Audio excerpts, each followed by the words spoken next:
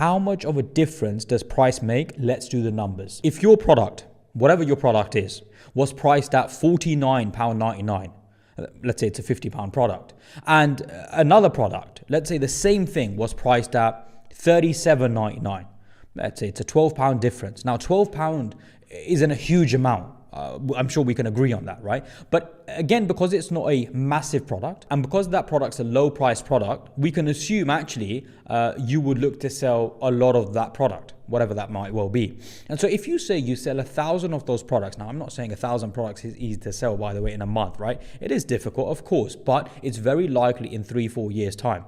How much of a difference does that make? That's £12,000 a month, which means £140,000 or above that, obviously £144,000 of a difference it makes a year. Just £12 for a product.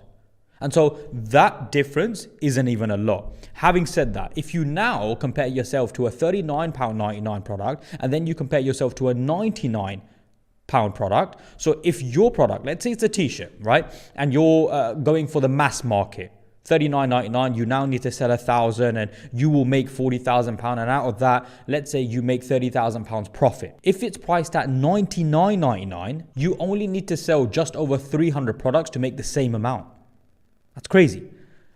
So where you might have to sell 1,000, you only need to sell 300, 350. And actually, it's also the case of if something takes less time, obviously it is better for you. In terms of if selling 1,000 products means obviously I have to, deliver 1,000 products and packaging and logistics, it takes more time and, I have to deal with more customers. But if I deal with 300 people, it takes less time. My market is probably they have a little bit of money, and therefore one would hope that maybe they don't complain as much. They don't, they expect a product to be a certain way, but also it's nicer in dealing with people who have a bit more money to spend, because they're not going to have as many complaints and they're not going to have as many issues, one would hope anyway. And that is, by the way, statistically, that is how it works. So once we understand that actually we should price ourselves high, that is important.